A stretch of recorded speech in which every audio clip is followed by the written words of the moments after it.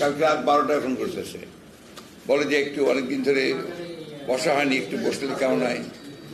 আমি বুঝতে পারতেছি এটা কেন বলতেছে, কারণ এখন তো আপনার ফোকাল পয়েন্টটা হচ্ছে আপনার এই government, caretaker government, definitely interim government, তাই না? এটা স্বাভাবিক তাদের কথাবার্তা। তারপর দেশে যে সমস্ত আপনার ঘটতেছে সেই ঘটনাগুলো আসতেছে ফোকাল পয়েন্ট হিসেবে। আমরা তো এখন পেছনে চলে যাবই, কারণ অক্সিলারি ফোর্স হিসাবে আমরা এখন উই আর ওয়ার্কিং নাও। এটাই স্বাভাবিক, এটা অস্বাভাবিক কিছু না। তো বলেন, আমি আপনাদের সাথে কি কথা বলতে পারি? এই অস্থিরতা সৃষ্টি হয়েছে একটা ঘটনাকে কেন্দ্র করে, একটা এটা নিয়ে একটা এখন পুরোপুরি অশান্ত হয়ে উঠেছে এবং নানান ধরনের প্রচারণা চালানো হচ্ছে। এটাকে আসলে আপনারা কিভাবে দেখছেন? দীর্ঘদিন থেকে আওয়ামী লীগের আমলেও সরকারের কুকি চীন সহ কিছু বিচ্ছিন্নতাবাদী সংগঠনের আমরা আত্মপ্রকাশ করতে দেখেছিলাম এবং এগুলো রাষ্ট্রীয়। আসলে আপনারা যে ঘটনাটা ঘটেছে পুরো প্রথম থেকেই না বললে এটা আপনার বলা, পরিষ্কার করে বলা যাবে না। তো হচ্ছে যে 5ই আগস্টের যে পরিবর্তন, এই পরিবর্তনটা কোনো ছোটোখাটো বিষয় না। এটা গোটা জাতিকে, গোটা দেশকে আপনার পুরোপুরিভাবে বদলে দেওয়ার একটা সুযোগ সৃষ্টি করে দিয়েছে। 1971 সালের স্বাধীনতা যুদ্ধে যখন আমরা দুইটার সময়, একটা হচ্ছে 25শে মার্চে আপনার সেই কালোরাত্রি এবং আপনার বাংলাদেশের সশস্ত্র মুক্তিযুদ্ধের শুরু 26 তারিখ থেকে, ওটা একটা, আবার 16 তারিখে বিজয় আরেকটা।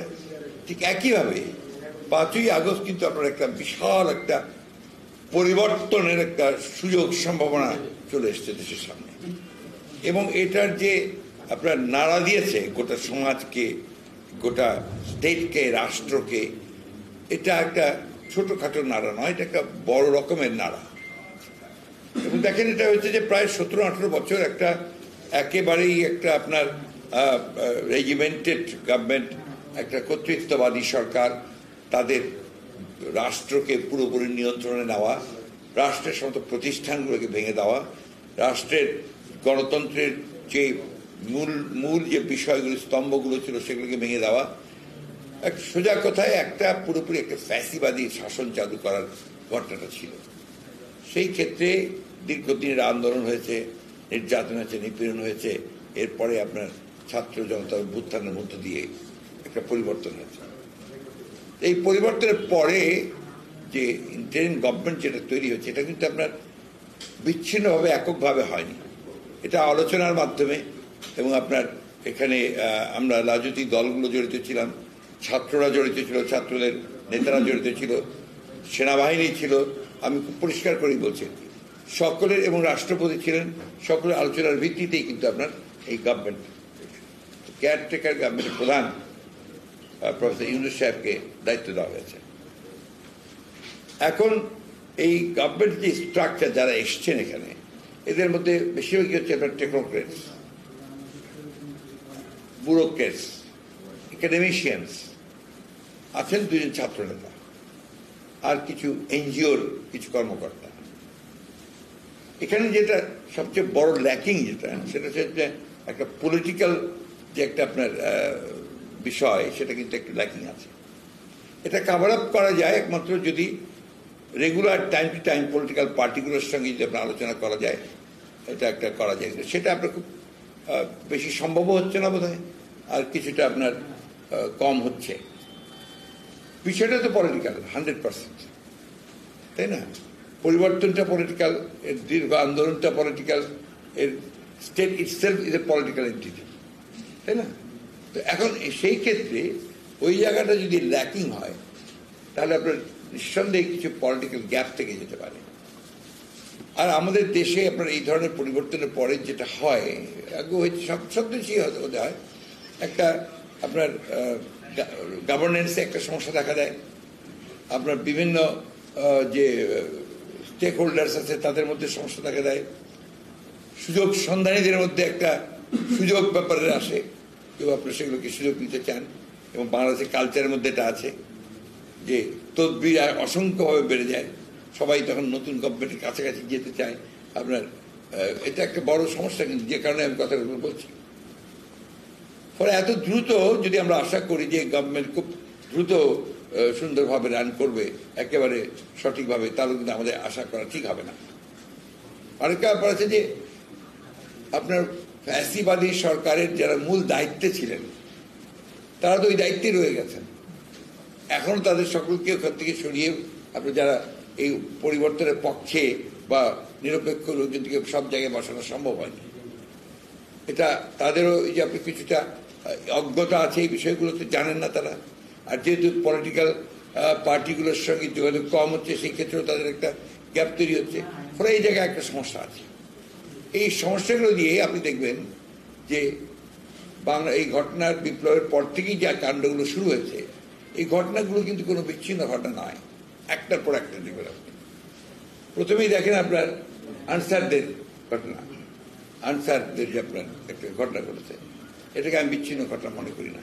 এটা একটা পরিকল্পিত ঘটনা, একটা ডিস্টেবিলাইজেশন করা, সরকারকে আপনার একেবারে বিপদগ্রস্ত করে ফেলার। এরপরে আপনার দেখেছেন বিভিন্ন আপনার অ্যাসোসিয়েশন, বিভিন্ন ট্রেডের লোকজনেরা তার দাবি দাওয়া নিয়ে চেষ্টা করেছে একটা অস্থিরতা সৃষ্টি করতে।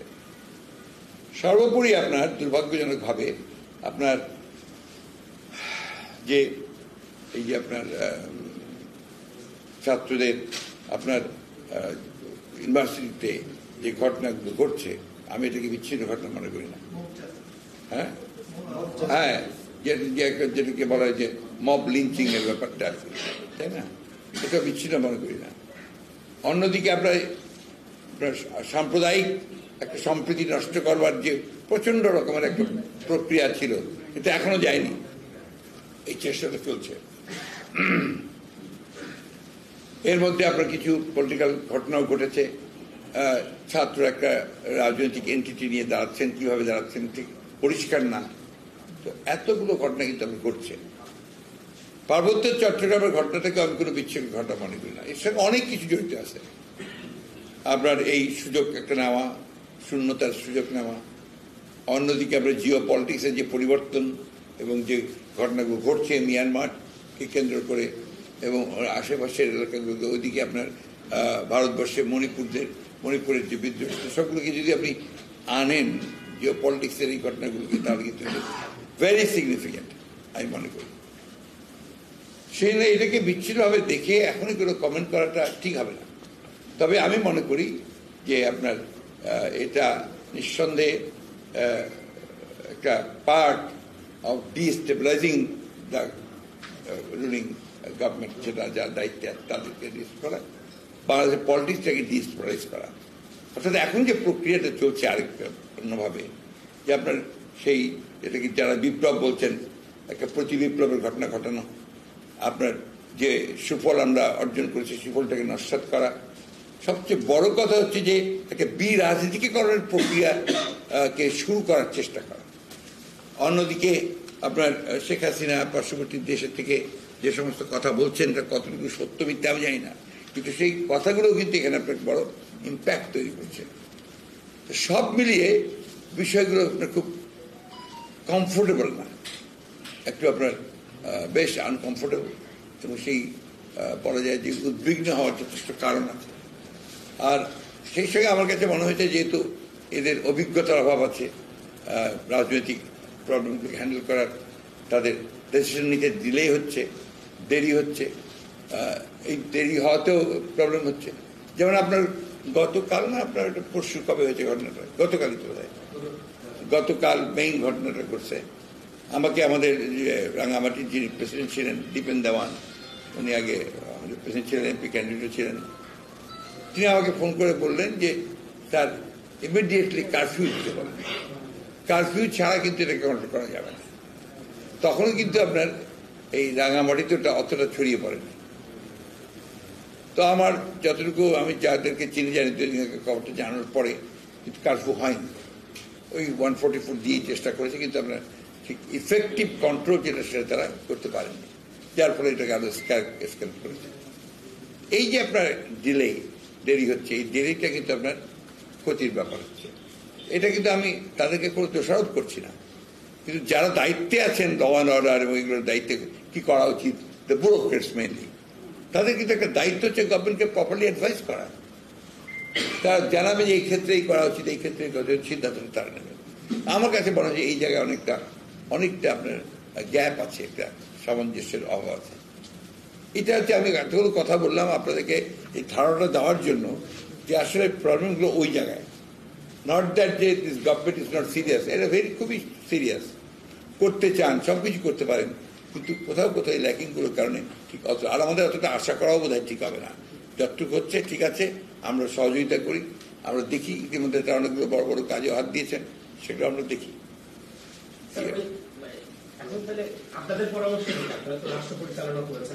আমাদের পরামর্শ এটা আমরা ওনাকে প্রথম দিনই বলেছি যে তার রেগুলার এনগেজ করতে হবে পলিটিক্যাল পার্টিগুলোর সঙ্গে, মেইন পলিটিক্যাল পার্টিগুলোর সঙ্গে তাদেরকে কথা বলতে হবে। হিল ট্যাক্সের ব্যাপার হচ্ছে যে হিল ট্যাক্সের তারপরে আমাদের তো চুক্তি আছে, এতদিন কোনো সমস্যা হয়নি। কারণ এখানে মূলত শুধু কি হিল ট্যাক্সের প্রবলেম তা বোধ হয় না, ওখানে সোশ্যাল প্রবলেমগুলো আছে, কিন্তু এই প্রবলেমগুলো তো আমরা সলভ করিনি দীর্ঘকাল ধরে। আওয়ামী লীগ গভর্নমেন্ট এত কথা বলেছে, চুক্তি করেছে, তাও কিন্তু সেই প্রবলেমটা সলভ করেনি। সো এটাকে একদিনে তো আপনি পারবেন না, বসতে হবে, কথা বলতে হবে, তাদের সঙ্গে ইমিডিয়েটলি সেগুলোকে আপনার আলোচনা করে একটা জায়গায় নিয়ে আসতে হবে, এবং সেটা বাংলাদেশের স্বার্থেই আনতে হবে, তাদেরও স্বার্থে আনতে হবে, তাদেরকে কনফিডেন্স আস্থায় নিতে হবে। তো ধন্যবাদ পাই। বিষয়টা হচ্ছে আপনি বলছিলেন যে রাঙামাটির ঘটনা সবকিছু আসলে রাজনৈতিক একটা ব্যাপার থাকে। আমরা দেখেছি, আমি কিছুদিন আগে আমাদের ক্রাইম রিপোর্টারের সঙ্গে কথা বলছিলাম, উনি বলছিলেন যে ক্রাইম সব জায়গায়, তো ক্রাইম রিপোর্টার আসলে সব জায়গায় যেতে পারে। তখন আমি মানে আড্ডা ইয়েতে বললাম যে পলিটিক্সটাও এরকম, সব জায়গায় পলিটিক্স, অর্থনীতিকে জাগিয়ে তুলতে হলেও পলিটিক্স লাগে, আবার আইসিসির সেই আন্তর্জাতিক ক্রিকেট সংস্থা কিংবা বাফুফের ফুটবল ফেডারেশন তাদের আন্তর্জাতিক লবিং এর জন্য পলিটিক্স লাগে। এট দ্য সেম টাইম আমরাও কিন্তু মারাত্মক রাজনীতি করি। মাঝে মাঝে আমরা যদি সিএনজিতে আসি, আমার ক্যামেরা পার্সনের সঙ্গে কথা হয় যে তাড়াতাড়ি এগুলো মহাসচিব, তখন দেখা গেল যে তারা রাজনীতিক নানা আলোচনা শুরু করে। আমরা বলাই যায় যে আমরা জাতিগতভাবে, আঞ্চলিকভাবে আমরা প্রচন্ড রাজনীতি করি। সেরকম এই রাজনীতি প্রবণ একটা দেশে যে কোনো সংকটে, যেমন এই মব জাস্টিস নিয়ে কথা আছে, সেগুলো উত্তরণের জন্য যে কোনো ধরনের ছাত্র রাজনীতি হোক কিংবা যে কোনো ধরনের রাজনীতি নিষিদ্ধ কিংবা বন্ধ করা, সেটা কি উত্তরণের পথ দেবে নাকি অন্য কোনো? না, এটা কিছুতেই সঠিক পথ নয়। রাজনীতিকে দিয়ে মোকাবেলা করতে হয়, মানে তার রাজনীতির মধ্যে দিয়ে যেতে হয়। আর রাজনীতির চর্চাটা দরকার, গণতন্ত্রের চর্চাটা দরকার, ওই জন্যই সুস্থ রাজনীতি তৈরি হয়। আপনার even in China regimental society, ওরা সবাই রাজনীতি করতে পারে না, কথা বলতে পারে না, ঠিক না? রেজিমেন্টাল সোসাইটি, তো সেটা তো রাজনীতি, দ্যাট ইজ অলসো পলিটিক্স। চীনের মতো রাজনীতি ওই জায়গাতে আর অন্য কোনো খুব কম দেশে হয়। এভরিথিং তাদের চর্চা হয়, তাদের পার্টিকে ট্রেনিং করা হয়, তাদের আপনার একাডেমি আছে, তাদের বিভিন্ন সেন্টার আছে। অর্থাৎ পলিটিক্স ছাড়া state itself is a political entity. তো এখানে তো আপনার রাজনীতি থাকবেই, ওখানে বিভিন্ন ধরনের রাজনীতি থাকবে, এটাকে অ্যাকসেপ্ট করবে। এই রাজনীতিকরণ কোনো অ্যান্সার না। আপনার ঢাকা বিশ্ববিদ্যালয়ে ছাত্র রাজনীতি কয় মাসের জন্য বন্ধ করেছে, অনির্দিষ্টকালের জন্য। এটাকে আমি পুরোপুরি মনে করি এটা একটা খারাপ পদক্ষেপ। কারণ মাথা ব্যথার জন্য মাথা কেটে ফেলে দিতে হবে, এটা কোনো অ্যান্সার নয়। ট্রাই টু সর্ট আউট যখন কোথায় সমস্যাটা কী হচ্ছে সেটাকে আমরা সমাধান করার চেষ্টা করি। রাজনৈতিক যে ছাত্র সংগঠনগুলো আছে তাদের সঙ্গে আলোচনা করে তাদেরকে এটা আমি একমত, রাজনৈতিক দলের লেজুর বৃত্তি করা যাবে না, করা উচিত না। এটাকে আপনার দূরে করার জন্য কী ব্যবস্থা নেওয়া যেতে পারে, কীভাবে কাজ করতে পারে, এটা ছাত্রদের সঙ্গে কথা বলেই এই ব্যবস্থাটা হবে। এটা আপনার জোর করে ইম্পোজ করে কি আপনার করা যাবে? তাহলে তো আপনার what is the difference between martial government and this government? আমাকে রাজনীতির মধ্যে থেকে এটাকে রাজনীতি দিয়েই কাজটা করতে হবে। এবং আমি তো মনে করি ছাত্র রাজনীতি যদি সুস্থ না হয়, দেশের রাজনীতি সুস্থ হবে না। আর ছাত্র রাজনীতিতে যদি নেতৃত্ব তৈরি না হয়, তাহলে জাতীয় নেতৃত্ব তৈরি হবে না। ওটা হচ্ছে আপনার that is the breeding ground. ওইখানে তৈরি হয়, ওখানে রিক্রুটমেন্ট হয়, ব্যুরোক্রেসিতে বলেন, পলিটিক্সে বলেন, সব কিছু ওইখান থেকেই আসবে। এবং আমাদের ছেলেপেলেরা যে আপনার রাজনীতি বিমুখ হয়ে গিয়েছিল তার কারণ হচ্ছে যে আমরা ছাত্র রাজনীতিতে চলে গিয়েছিল শিক্ষা প্রতিষ্ঠানগুলো থেকে। এখন আবার তারা আসতে শুরু করেছে। এইসব যদি আমরা বন্ধ করে দিই তাহলে কারা লাভবান হবে? যারা অন্ধকারের মধ্যে কাজ করে তারা লাভবান হবে, যারা আন্ডারগ্রাউন্ডে গিয়ে কাজ করে তারা লাভবান হবে। এটাকে ওপেন রাখতে হবে এবং রাজনীতিকে ওইভাবে মোটিভেট করতে হবে যেন ভালো রাজনীতি হয়, সুস্থ রাজনীতি হয়। আর ওই যে ওগুলোকে আইন করে বন্ধ করতে হবে, হল দখল, সিট দখল, আপনার ওই যে গণরুম টুম, এগুলো বন্ধ করতে হবে এবং এগুলো করা যায়। That is possible. সংস্কারের জন্য 6টা কমিশন গঠন করা হয়েছে। আপনাদের যে প্রত্যাশা নিয়ে আসলে পরিবর্তন হয়েছে 5ই আগস্টে ভালো হবে না, তারা কি আসলে সেই ধরনের সংস্কারের প্রত্যাশা পূরণ করতে পারবে কিনা? না, এখন প্রশ্নটা হচ্ছে কি জানেন, এই যে সংস্কার ব্যাপারটা, এটা কি মানুষকে বাদ দিয়ে হবে? সংস্কার তো করবেন মানুষের, দেশের প্রতিষ্ঠানগুলো, তাই না? তো সেই প্রতিষ্ঠানগুলোকে মানুষ কিভাবে দেখতে চায় সেইগুলোর জন্য তো আপনার উচিত ছিল, আমি যেটা মনে করি, যে আগে রাজনীতিবিদদের সঙ্গে কথা বলা, তাদের কাছ থেকে প্রস্তাব চাওয়া, সেই প্রস্তাবগুলো নিয়ে তারা যারা এক্সপার্টস আছেন, এরা অত্যন্ত ভালো সিলেকশন হয়েছে আমি বলবো, যাদেরকে দায়িত্ব দিয়েছেন তাদেরকে নিয়ে এইগুলো নিয়ে তাদের ওনাদের প্রস্তাব হচ্ছে আগে ওরা সংস্কার তৈরি করবে, হ্যাঁ, প্রস্তাব নিয়ে তারপর তারা পলিটিক্যাল পার্টিগুলোর সঙ্গে কথা বলবে, তারপরে আবার করবে। That will take a long time. এটা একটা আছে। দুটো হচ্ছে যে আপনি প্রথমেই কিন্তু জনগণ থেকে বিচ্ছিন্ন হচ্ছেন। পিপলস পার্টিসিপেশন যেটা, সেটা যদি না থাকে কোনো সংস্কারই আপনার সাস্টেইনেবল হবে না। এটা হতেই হবে। আপনার অর্থনৈতিক উন্নয়নের কথা বলছিলেন উনি, অর্থনৈতিক উন্নয়নে সাস্টেইনেবল হবে না যদি আপনার পিপলস পার্টিসিপেশন না থাকে। তো that is the point. Commitment থাকতে হবে, রাজনৈতিক অঙ্গীকার থাকতে হবে, রাজনৈতিক সিদ্ধান্ত নিতে হবে। আপনি জাতীয়করণ করবেন কি করবেন না, এটা তো পলিটিক্যাল ডিসিশন, তাই না? কথা বলছি আমি। আপনি কোনটাকে প্রায়োরিটি দেবেন? হাসপাতালকে প্রায়োরিটি দেবেন, চিকিৎসাকে প্রায়োরিটি দেবেন, না আপনি মেগা প্রজেক্টকে প্রায়োরিটি দেবেন? এটা তো পলিটিক্যাল কমিটমেন্ট। আপনি শিক্ষার ব্যবস্থার, এই যে আমাদের যে একটা যে গোবরের শিক্ষা ব্যবস্থা, একদিকে আপনার ইংরেজি শিক্ষা ব্যবস্থা, মিডিয়াম শিক্ষা ব্যবস্থা, তারা আপনার কোনোটাই দেশের শিক্ষার সঙ্গে জড়িত না, আবার আরেকটা সাধারণ শিক্ষা ব্যবস্থা, অন্যদিকে আপনার ওই যে ইসলামিক ধর্মীয় শিক্ষা ব্যবস্থা। তো এটা তো আপনার একটা জায়গায় নিয়ে আসতে হবে তো এখানে। তো সেটার জন্য তো আপনাকে এনগেজ করতে হবে, কথা বলতে হবে, কথা বলে আনতে হবে। এখন ওইভাবে যদি এনারা যেটা করছেন, আমি আই উইল প্রে যে let it should be successful. কিন্তু যদি না হয় তাহলে ওই যে তারা তাদের যে আপনার বিভিন্ন রকম ধারণা আছে সেগুলোকে ইম্পোজ করার চেষ্টা করবেন। ইম্পোজ করে তো এখানে কেউ কিছু করা যাবে না। You must have talk with the political parties.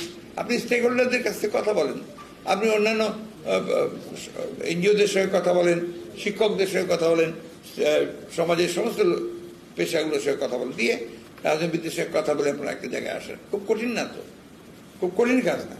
এটা তো এইভাবে তো যদি এককভাবে আপনি চিন্তা করেন যে আমি এক্সপার্টসদের দিয়েই করাবো, ওটাই আমি চাপাই দেবো, তাহলে তো নেবে না, তো সমাজটাই নেবে না।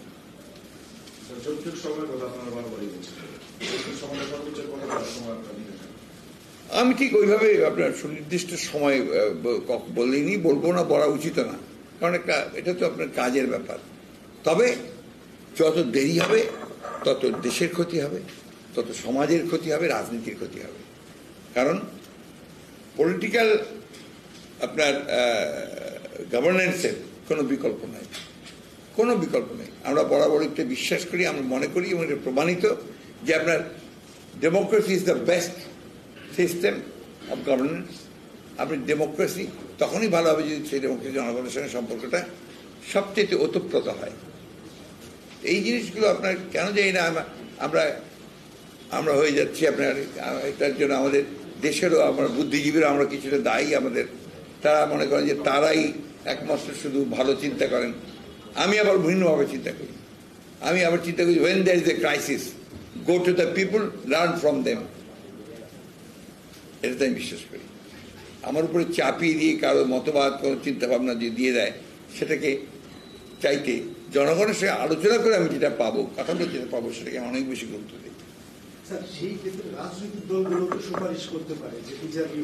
না, সুপারিশ করার সুযোগ তো তাকে দিতে হবে। আমরা তো বলে এসছি যে আমাদেরকে ডাকেন, কথাটা তো কথাই বলেন আমাদের সঙ্গে। একবার মাত্র কথা বলছি, আপনার অন্যান্য দলগুলো আমাদের সঙ্গে একবার মাত্র, আমরা নিজেরা ওনার ওন আমরা দুইবার গেছি, গিয়ে কতগুলো বিষয় নিয়ে কথা বলেছি। আপনি হত্যাকারীদের সঙ্গে যারা আপনার সহযোগিতা করেছে তাদেরকে গভর্নমেন্টে রেখে দিবেন, আপনি ভালো জিনিস করবেন কোথেকে? হাউ জানি না, গভর্নমেন্ট আপনার বহু জায়গাতে মূল জায়গাগুলো নিয়ে বসে আছে। এগুলো তো ইম্পর্টেন্ট জিনিস। আচ্ছা, আরেকটা যে আমি একটু জিজ্ঞেস করি, আপনাদের উপরে কি এখনো এই চাপ আছে? হ্যাঁ, আগের চাপ, ওটা জানতে ইচ্ছা করে। হ্যাঁ, মালিকদের পক্ষ থেকে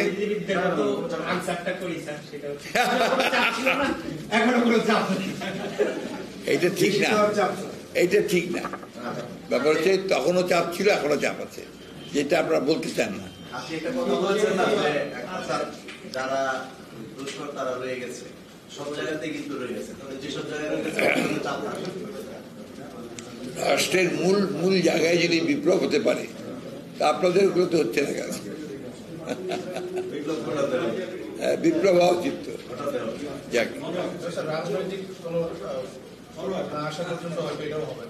হ্যাঁ, কঠিন। আর তারপরে সবচেয়ে বড় জিনিস কি, আপনার একটা আমি বলি, আপনি গণতন্ত্রকে কখনো একটা চমৎকার একটা মিষ্টি তৈরি, মিষ্টি যেমন করেন, সুন্দর সুন্দর মিষ্টি তৈরি করে আপনার যারা কারিগর আছে করে দিয়ে দেয়, তো আপনার এই রাজনীতি কিন্তু মিষ্টি না, এটা আপনার চর্চার মধ্যে দিয়ে আসে। গণতন্ত্রটা আপনার মিষ্টি না, এটাকে আপনার চর্চা করতে হবে, চর্চার মধ্যে দিয়ে আপনি আসবেন। ওর মধ্যে ভালো হবে, খারাপ হবে, কখনো ফেল করবে, কখনো এগুবে, তা নাহলে তো ওটা আপনার তৈরি হবে না, ওটা নিজের পায়ে নিজে দাঁড়াতে পারবে না। আজকে ভারতবর্ষের কথা চিন্তা করেন, এত প্রবলেমস, ওখানেও কিন্তু প্রবণতা হচ্ছে আপনার কর্তৃত্ববাদী সরকারের প্রবণতা, তারপরেও কিন্তু ভারত টিকে আছে এবং গণতন্ত্রের একটা মিনিমাম অবস্থানে টিকে আছে। তাই কেন? বিকজ ইনস্টিটিউশনগুলো দাঁড়িয়েছে, প্রতিষ্ঠানগুলো দাঁড়িয়ে গেছে। ইচ্ছা করলে নির্বাচন কমিশনকে প্রভাবিত করা যায় না, গভর্নমেন্টও পারে না। চিন্তা করে, chief minister of Delhi had to go to jail, তাকে জেলে যেতে হয়েছে, আসতে তাকে বাধ্য হয়ে তাকে ছাড়তে হচ্ছে, তাই না? তো এইরকম ঘটনা কিন্তু আপনার ওদের ওখানে তো বিপ্লব করতে হচ্ছে না, আইন প্রতিষ্ঠান তাকে সে জায়গায় নিয়ে গেছে। আমার এখানে বিপ্লব না করলে পরিবর্তনে হয় না, পরিবর্তন হয় না, যতক্ষণ পর্যন্ত গাড়ি ধাক্কা না দিবেন যাবে না। কারণ আমার প্রতিষ্ঠান নাই, ইনস্টিটিউশন নাই, কালচার নাই। ওই কালচারটা তৈরি করেন, দেখবেন আপনার দেশ দাঁড়িয়ে যাবে। আমি খুব আশাবাদী যে আমাদের ছেলেরা যারা এখন আপনার কাজ করছে, বিভিন্ন এসছে, আমাদেরকে তাদের উপর ভরসা রাখতে হবে, আস্থা রাখতে হবে। এদের মধ্যে কিছু দু একজনের সঙ্গে কথাবার্তা হয়েছে, দে আর ভেরি ব্রিলিয়ান্ট, কিন্তু ওই তো একটু বাস্তবতার সঙ্গে সম্পর্ক তো একটু কম, স্বাভাবিক। আমি এদেশের মানুষ, এটা তো ভিন্ন, এটা একটু এটাকে আপনি যদি এখন ইউরোপ আমেরিকার মতো দেখতে চান তাহলে আবার হবে না, আপনি যদি চীনের মতো করে দেখতে চান তাহলেও কিন্তু হবে না, এটাকে বাংলাদেশের মতো করে দেখতে হবে। এই কথাটা আমার খুব ভালো লাগে। আপনার মৌলানা ভাসানী সাহেবের একটা কথা ছিল যে তুমি বাংলাদেশেরটা বাংলাদেশের নিয়ে কাজ করবা। এখানে চীন রাশিয়া, তত আমাদের প্রবণতা ছিল চীন রাশিয়ার দিকে বেশি করে ঝোঁকা। চীন রাশিয়া আর আমেরিকা দিয়ে এখানে কিছু করতে পারবে না, এখানকারটা নিয়ে এখানে করতে হবে। এই বাস্তবতাগুলো নিয়ে কাজ করলে নিশ্চয়ই পারা যাবে। কেন আমরা পারি না এমন কাজটা নাই। যদি 5 তারিখে ছেলে মেয়েরা আপনারা ওইভাবে করতে পারে, তো কেন আমাদের যারা দায়িত্বে আছেন তারা কেন পারবেন না? আমরা এইভাবে থেকে সহযোগিতা করে সেভাবে থেকে সফল করে দেবো না কেন? আমি কখনোই নেগেটিভ চিন্তা করি না। আমি সবসময় মনে হয় যে আমাদের পারতে হবে, না পারলে কি হবে? পারতেই তো হবে। আপনার মানুষের প্রত্যাশা কিন্তু প্রচুর। আমি আপনার যে গেলাম আমার ঠাকুরগাতে, কি মানুষের আবেগ, মানুষের কি আপনার উৎসাহ, চিন্তাই করা যায় না। ভাবছে যে সব পরিবর্তন বোধহয় হয়ে গেছে, আর তাদের উপরে কোনো অত্যাচার নিপীড়ন আসবে না, কেউ জোর করে কোনো কিছু বলবে না, বাড়িঘর নিয়ে যাবে না। কিন্তু আপনি ওটাকে ঠিক মতো না আনতে পারেন, আবার সে আগের মতোই শুরু হবে। এটাই আর কি, মানে পরিবর্তনটাকে সেখানে আনতে হবে, এবং এটা সম্ভব, অসম্ভব না। সংবিধান পরিবর্তন আমি আমার এই ব্যাপারে খুব পরিষ্কার আপনার বক্তব্য, আমার এবার পার্টির বক্তব্য বলছি না, আমার ব্যক্তিগত বক্তব্য হচ্ছে যে সংবিধান পরিবর্তন করতে গেলে আপনাকে আগে মানুষের কাছে জানতে হবে যে তারা কিভাবে সংবিধান পরিবর্তনটা চায়। আরেকটা বিষয় আছে, আমরা কয়েকজন এক্সপার্টস আমরা মিলে একটা ঠিক করে দিলাম, সেটা একটা পড়া। এরপরে সংবিধান আমূল পরিবর্তন যেটা, মানে নতুন সংবিধান, এটা তো আপনাকে তাহলে গণপরিষদ করতে হবে, তাহলে একটা গণপরিষদ তৈরি করতে হবে আগে, তাই না? সেই গণপরিষদ না হলে তো আপনি সংবিধান নতুন করে কি করবেন? তারপরে পাবলিক কনসেনসাস তো আছেই, সেই সঙ্গে আপনার আইনগত দিকগুলো দেখে নিয়ে আপনি একদিনে সবকিছু পাল্টে দিতে পারবেন না, সেগুলো দেখতে হবে। তো অর্থাৎ যেটা সবচেয়ে বেশি নিরাপদ হবে, জনগণের সঙ্গে কথা বলে জনগণের ফুল ম্যান্ডেটটা নিয়ে যদি আপনি আমূল পরিবর্তন করতে চান বা আপনি নতুন করে লিখতে চান সেটা, আর তা নাহলে বর্তমান এক্সিস্টিং যেটা আছে তার সঙ্গে যদি আপনি করতে চান তার সেটাও সম্ভব। অ্যামেন্ডমেন্ট আপনি করতে পারবেন না এমন তো কোনো কথা নেই, কিন্তু সেটাও আলোচনা করে যেটা আমি সেই জন্য যে কথাটা আমি বলেছিলাম আর কি, যে সেটা হচ্ছে যে আপনার নির্বাচনটা হোক, নির্বাচনটা একটা অবাধ নিরপেক্ষ সরকারের অধীনে হোক, আর ওই নির্বাচনের জন্য যেটুকু সংস্কার করা দরকার, নির্বাচন কমিশন, প্রশাসন, সেগুলোর সংস্কারগুলো দ্রুত করে নির্বাচনটা করে সেখানে আপনি সবকিছু করতে পারেন। পার্লামেন্টে আপনি আপনার প্রয়োজনীয় সমস্ত পরিবর্তনটা আনতে পারেন।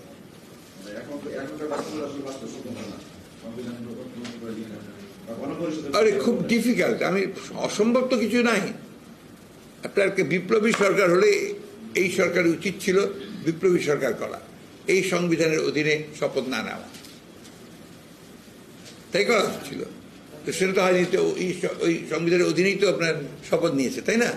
তাহলে ওই জিনিসটাকে সামনে রাখতে হবে, এটাকে অস্বীকার করতে উপায় নেই, রেখে আপনি সেভাবে করতে হবে আমাদেরকে। আমরা যদি সবাই মিলে কাজ করি, যেমন আমরা নিজেরাই এখন উদ্যোগ নিচ্ছি, আমরা যে সংবিধানের কি পরিবর্তন হতে পারে, কি সংস্কার হতে পারে, আমরা পার্টি থেকে আমরা সেই কাজ শুরু করেছি। আমার মনে হয় অন্যান্য দলগুলো তারাও তাদের মধ্যে এই সমস্ত যারা দায়িত্বশীল দল তাদের এই সমস্ত কথাবার্তাগুলো আছে, সেগুলোকে নিয়ে তাদের চিন্তাগুলো একসাথে নিয়ে কাজ করে।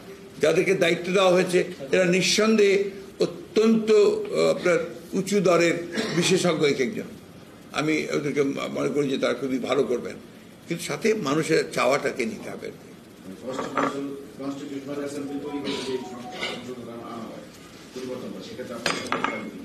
না, এটা তো ভিন্ন কথা। আমি তো আপনার চট করে ওই কথার উপর একটা কথা বলে দেবো না, আমি দেখবো পুরো জিনিসটা কি হচ্ছে, রাজনৈতিক পরিস্থিতি বিশ্লেষণ করেই আমরা সেটা বলবো। যেভাবেই হোক নির্বাচিত সরকার পার্লামেন্টে তো সেটা বৈধতা দিতে হবে, যদি এখন হ্যাঁ রেটিফাই করতে হবে। না, দুটো পথ আছে তো, একটা হচ্ছে আমি আপনাকে বললাম যে একটা গণপরিষদ করা, এটা একটা করতে পারেন, আরেকটা হচ্ছে আমি পার্লামেন্টে ইলেকশনটা করে সেখানে আপনি সবগুলোকে নিয়ে এসে সেখানে কাজ করতে পারেন। দুটো আমি সেটা বেস্ট কি অবেস্ট সেটা বলবো না, ওটা আলোচনার মাধ্যমে বলা যাবে। বেগম জিয়া খুব সুস্থ না, উনি তো আপনার গতকাল ওনার একটা টেম্পারেচার ছিল, তো ওনাকে ডাক্তাররা এখন পর্যন্ত উনি ফিট টু ফ্লাই এটা মনে করছেন না আর কি, তো সেই জন্যই আপনার বিলম্বটা হচ্ছে। ঠিক আছে। ভারতে আওয়ামী লীগ সভানেত্রী ভারতে আশ্রিত হওয়ার 45 দিন অতিবাহিত হয়েছে, তার বিরুদ্ধে এখানে মানবতা বিরোধী অভিযোগে জানায় মামলা হয়েছে। বাংলাদেশ এখন পর্যন্ত তাকে ফেরত চাওয়ার ব্যাপারে এখনো সিদ্ধান্ত নিতে পারেনি সরকার, এ বিষয়ে আপনি কোনো মন্তব্য করবেন? না, আমরা তো বলেছি যে তাকে এই সমস্ত যে হত্যার অভিযোগ এসছে, অন্যান্য যে অভিযোগগুলো এসছে, এগুলো তাকে আমাদের দেশে যে আদালত আছে সে আদালতে তাকে ফেস করতে হবে। নোবডি ইজ অ্যাবভ আপনার ল, আইনের সামনে আসতে হবে এবং অ্যাকাউন্টেবিলিটি এনশিওর করতে হবে, এবং উনি যদি সত্যিকার অর্থেই রাজনীতিবিদ হন, ওনার উচিত হবে নিজে এসে আপনার এখানে ফেস করা এই সমস্ত অ্যাকুজিশনগুলোকে, যেটা আমার নেত্রী করেছেন।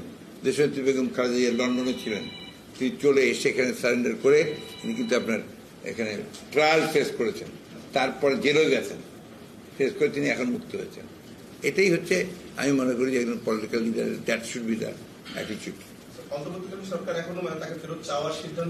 না, নিশ্চয়ই তারা চিন্তা করছেন, আমি এ ব্যাপারে তাদের উপর কোনো বোধ করতে চাই না, তবে উচিত হবে তাদের অতি দ্রুত তাকে বিচারের আওতায় নিয়ে আসা। অভিযোগগুলোকে। Thank you. Thank you.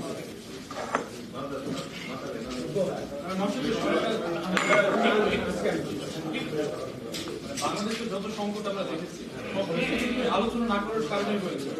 এই গভর্নমেন্টের পরেও রাজনৈতিক দলগুলো কিন্তু তাদের দৃষ্টি আকর্ষণ করছে যে আলোচনা মানে যে বলার প্রবণতা আমরা বলতে চাই এখানে সংস্কার দরকার, এখানে তাদের মধ্যে কিন্তু এটা দেখা যায়। আপনি কি মনে করেন যে এই যে ডায়লগটা না হচ্ছে না, এটা একটা সময় আমি মনে করি এটা তাদের অভিজ্ঞতার সমস্যা। আমি কথা বলবো না, তাদের অভিজ্ঞতার সমস্যা। আর আমার আমি প্রথম দিনেই বলেছিলাম কথাটা, বিরাজনীতিকরণের প্রক্রিয়া এটা বাংলাদেশের জন্য কখনোই কোনো শুভ বয়ে আনবে না। বাট একটা শক্তি কাজ করে এবং সেটা ব্যুরোক্রেটদের মধ্যে থেকে করে, মিলিটারি ব্যুরোক্রেটদের মধ্যে করে, যে তারা বিরাজনীতিকরণ করে দিয়ে রাজনীতি খারাপ, আমরাই ভালো, আমরাই সব পারি, এই একটা প্রবণতা নিয়ে তারা কাজ করে। তো সুবিধাটা হয় ওদের। পলিটিক্স বাদ দিয়ে, পলিটিক্যাল আপনার মতবাদগুলো বাদ দিয়ে তো এখানে রাষ্ট্র চালানো যাবে না। রাষ্ট্র itself is a political entity, তাই না? Thank you.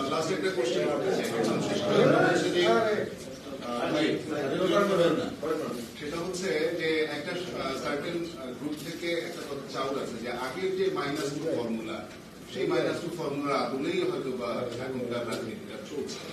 এবং বিগত বেশ কিছু সময় ধরে বিভিন্ন রাজনীতিবিদরাও এই মন্তব্য করেছেন যে এই সরকার যে গঠন হয়েছে তাদের যে অ্যাক্টিভিটিস গুলা বিচার বিশ্লেষণ করলে মনে হয় যেন তারা নিজেরাই একটা রাজনৈতিক দল গঠন করতে যাচ্ছে।